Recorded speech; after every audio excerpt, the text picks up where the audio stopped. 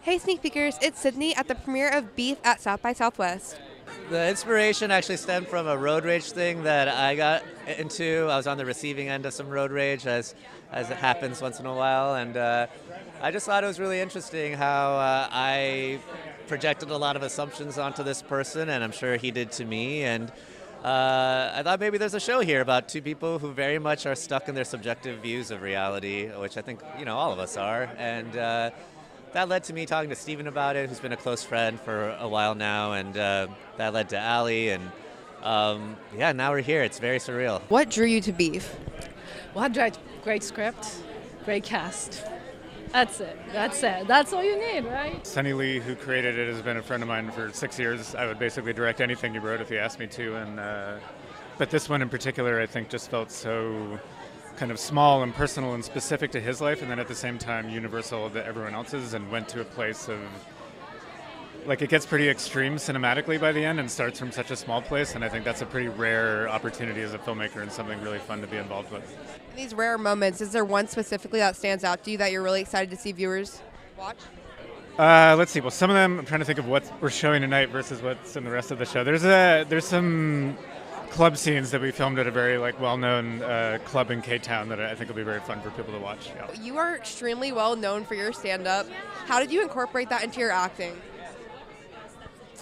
I think there's parts where I would do a lot of dialogue by myself for a long time, and we would kind of find a happy medium between times where I would go on a rant on stage as if I was Ali Wong, and times as Amy's character. But I think Sunny, the showrunner, and I always wanted to try to find some place that was in between, because my natural cadence is my natural cadence. But again, Amy is very different than who I am. We have similarities, but we're not the same. So, and we usually only had a couple takes, and we would rehearse, but we would always find it. I really had to trust Sunny. When I'm doing stand-up, I'm left up to my own instincts, so, but it was really wonderful to not have to just rely on myself. And sometimes that's really scary, but I really enjoyed it, because I trust him. So you originally started off as a psychology major. Yeah. Do you use that in acting, and what made you take the step into acting? Well, I got into acting at college as well. The psychology has been really helpful. Mostly, I think for me, school to me is what you learn, but it's also how you're taught how to learn.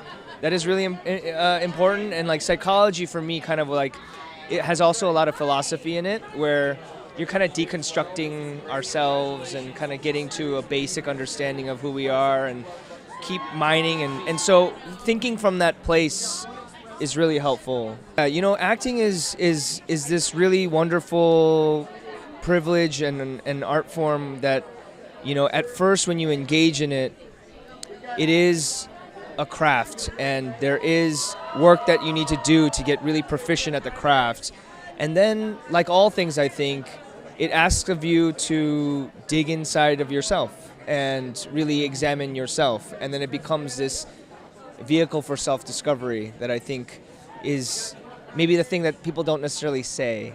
And that's the most exciting thing that I found in acting, is that it becomes a